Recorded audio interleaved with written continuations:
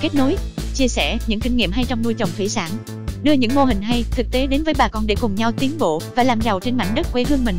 Các bạn đừng quên đăng ký kênh để nhận được nhiều video hay nhé!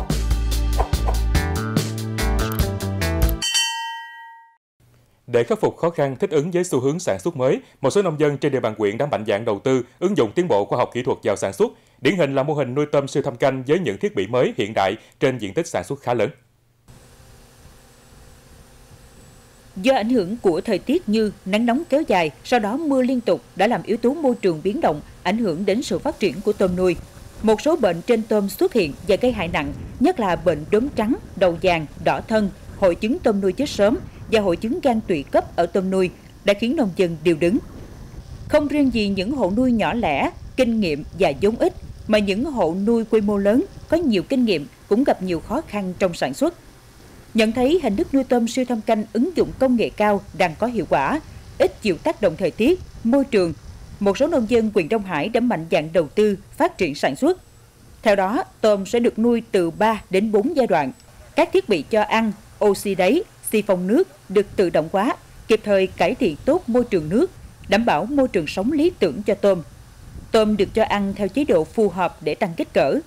Trải qua nhiều vụ nuôi, nông dân nhận thấy mô hình nuôi siêu thâm canh ứng dụng công nghệ cao có tỷ lệ thành công rất cao. Trong quá trình nuôi thì càng ngày mình có rất nhiều cải tiến về mặt kỹ thuật, cũng như từ cái oxy mình cũng tăng cường nhiều hơn hồi xưa, quạt cũng vậy, và đặc biệt là cái hệ thống xung phong tự động. Mình chỉnh xung phong như vậy là nó sẽ rút được hết tất cả chất thải ra khỏi môi trường của mình, làm cho cái môi trường nó tốt, tôm nó phát triển tốt hơn. Theo anh thì mình đầu tư những cái thiết bị mới này nè, thì cái công chăm sóc của mình nó có giảm nhẹ hơn so với trước không vậy anh? Nhẹ hơn, cái công chăm sóc quản lý của mình nó nhẹ hơn. Đa số là mình làm tự động, giống như cho ăn thì cũng dùng máy tự động, rồi xung phong thay nước rồi đều tự động hết. Vì vậy đó đỡ tốn nhân công hơn, rồi rút ngắn được cái thời gian công việc của mình, nhẹ nhân công, rồi môi trường rồi nó tốt để mình nuôi tôm về size lớn tốt. Thì để đạt được cái hiệu quả cao trong nuôi tôm thì ở đây cái diện tích hồ nuôi của anh là khoảng bao nhiêu anh? Hiện nay thì cũng một số khu anh cũng có thể làm cái diện tích nó lớn hơn, nhưng mà cũng không có lớn quá. Diện tích nằm khoảng từ 1.200 tới 1.400 trở lại, cho mình dễ quản lý chăm sóc cũng như thay nước. Nếu mà diện tích nhiều lớn quá thì cái khâu quản lý mình nó không có được tốt. Thưa anh, thì về trong quá trình nuôi, về cái lĩnh vực mà cải tiến thiết bị thì nó có góp phần nhiều trong cái quá trình nuôi của mình hay không ạ? Tất nhiên là cái vật tư thiết bị mình cải tiến thì đưa vào trong sản xuất thì nó sẽ góp phần rất nhiều vào thành công của vụ tôm của mình. Anh có thể cho biết về cái chi phí đầu tư vô cái thiết bị của mình ở đây như thế nào ạ? Khá cao, theo anh thấy thì bây giờ mấy cái thiết bị để nuôi tôm nó khá là cao. Chứ trong cái thời gian dịch bệnh thì tất cả các thiết bị đồ nó đều lên giá rất là nhiều. Nên đầu tư một khu tôm mà nó tăng chi phí khoảng 20-30% so với những năm về trước. Đối với những cái trang thiết bị anh đầu tư ở đây nè, thì cái tuổi thọ của nó có cao lắm không anh?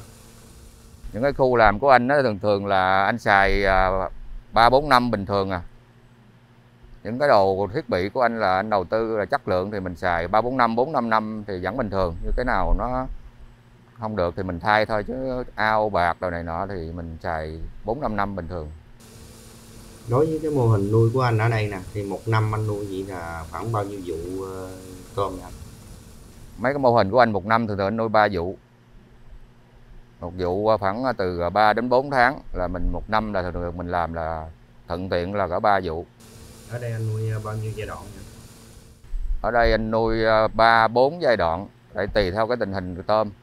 Nếu mà mình cần chuyển giai đoạn thì mình cứ chuyển, tại mình nhiều ao, rồi mình cứ chuyển giai đoạn. Ở đây cái kế hoạch của anh là nuôi tất cả các khu đều phải về size lớn hết, từ size 20 mấy con. Anh có thể cho biết thì mình nuôi size lớn với size nhỏ cái nào nó có lợi hơn? Nuôi về size lớn thì mình sẽ được bán giá cao, lợi nhuận nó sẽ rất là cao. So với cái size nhỏ thì cái lợi nhuận của mình cao hơn rất là nhiều.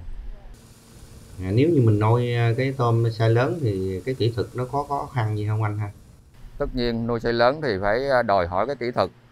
Từ cái lúc mà thả tôm mình phải tính toán, rồi khi mà sang thưa ra làm sao mà nó thích hợp cho từng giai đoạn tôm để nó phát triển tốt. Thường thì chỗ anh là bán tôm này mình bán đá hay oxy anh ha? Đa số là bán đá, chỉ có một cái mùa Tết này thì mới bán được oxy thôi, còn đa số là mình nuôi bán đá, bán cho các xí nghiệp. Theo cái kinh nghiệm nuôi của anh thì anh có thể nhận định cái mùa lạnh này nè, mình nuôi tôm nó có dễ không hay là nó có khó khăn gì không anh ha?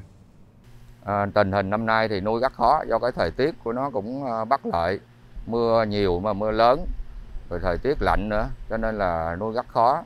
Nông dân năm nay nếu mà ai nuôi được thì sẽ có lợi nhuận nhiều, nhưng mà cái rủi ro cũng rất là cao.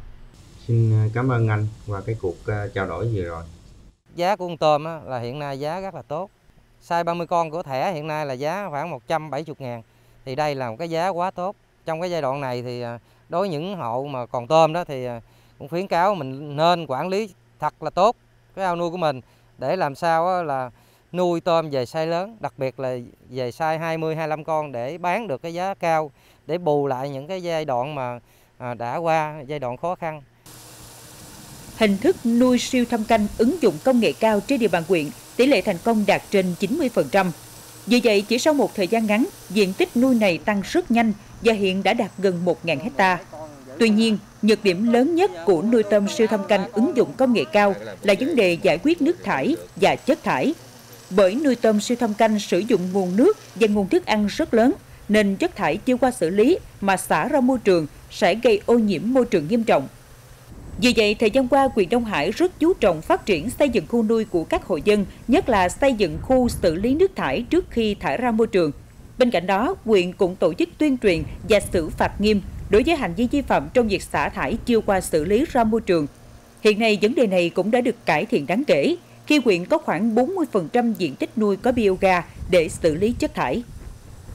Kế hoạch của huyện hiện nay đó thì cũng đã triển khai đến các xã thị trấn là chúng tôi sẽ đi cam kết từng hộ nuôi tôm siêu thâm canh, là đối với những hộ mà chưa gắn hệ thống bioga đó thì phải bắt cam kết và cho thời gian là 45 ngày.